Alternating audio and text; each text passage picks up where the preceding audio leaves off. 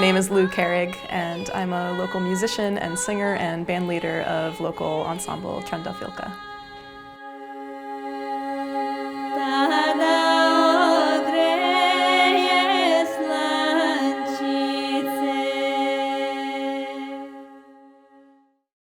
I started the group a little over 3 years ago, but I like to think that it was a really organic, natural process, that kind of thing where you're in the right place at the right time.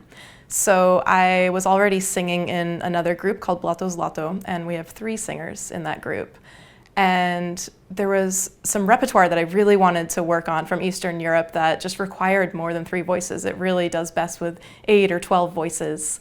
So I had the idea, well, are there enough people in this town who have interest in this kind of music who would lend their voices to this? And as soon as I started scheming about it, people started coming out of the woodwork. There were people who I would meet randomly. One of our singers I met at a bar one night and found out that she had trained in college in Bulgarian singing. Other singers I had met in some workshops that some traveling teachers had come into town. We had a Ukrainian workshop and a Bulgarian workshop. So some of them were attendees of these workshops. A couple of them were my bandmates in Blato Zlato. It really just all started coming together, and it just seemed like many people in the community all at the same time were craving starting a group like this.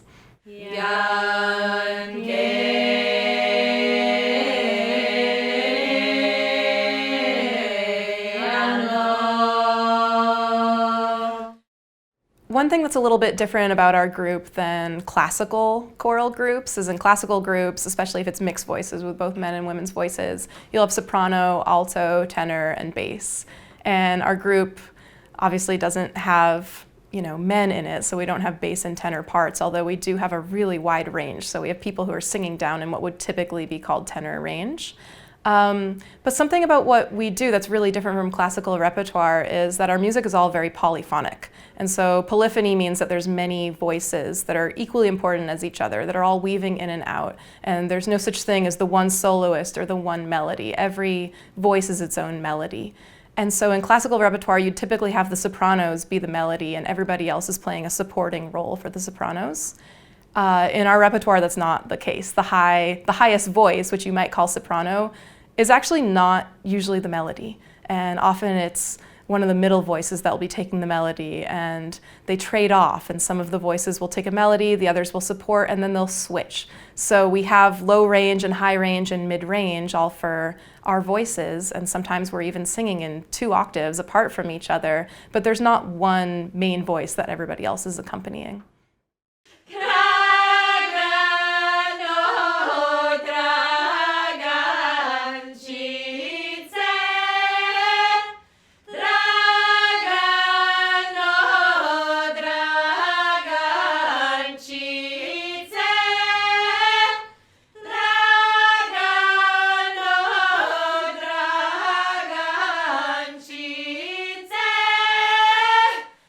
But I do find that we find commonality in certain types of songs, certain sounds that feel very us. I've personally been very inspired by large Bulgarian choral songs, and that's a lot of what I've studied. And some of the other singers also have background in Bulgarian music, but other singers really prefer songs from the Ukraine. Some of our sounds are kind of more Western or jazz influenced, where they're more from the last 50 years, and some of our songs are ancient. I would say they're hundreds, if not thousands of years old. So there's really a wide variety, but I think the commonality in that is a certain sound that just, it's almost like it gets in your bones.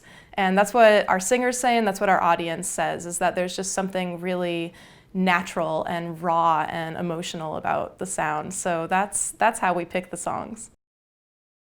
Devojko Mari, ubava devojko. A lot of our repertoire we actually do learn from transcriptions from sheet music, but it's really not easy to find sheet music for this kind of music. First of all, none of it's in English. Most of it's not in the Latin alphabet. So a lot of our Bulgarian and Ukrainian sheet music comes directly from people in those traditions in those countries. A lot of our Bulgarian sheet music that I've collected in Bulgaria from singing teachers over there. And our Ukrainian songs, we have one particular teacher, Nadia Ternowski, who's a Ukrainian-American teacher, and she has transcribed things for us from her research, especially her Fulbright research over in the Ukraine. Some of our other songs we learn by ear. We'll find a recording, it might even just be a YouTube video, and we'll just listen to it over and over and over again, and we'll pick out the parts and we'll do our best with the pronunciation. None of us are native speakers of any of the languages that we sing in, so we are always looking for help with teachers. If we're going to tackle a song, we always find someone who's a native speaker of that language who can help us with pronunciation and translation, and we always try to get coaching from people who are experts in those styles of music.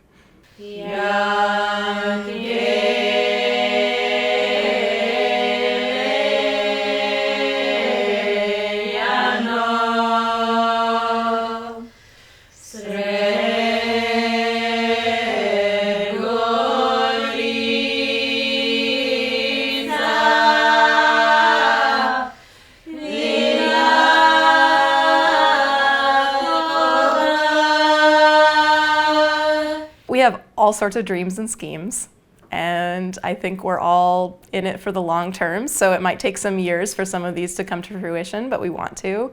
We're really excited about more collaborations.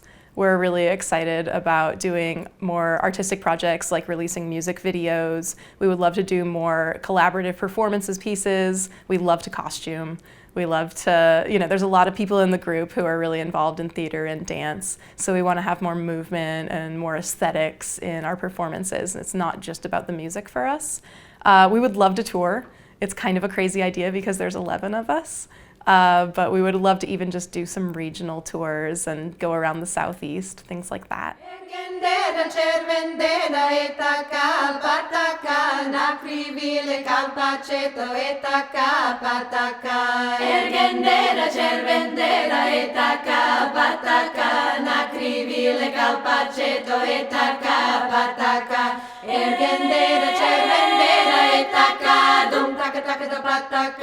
Na krivile calpacetto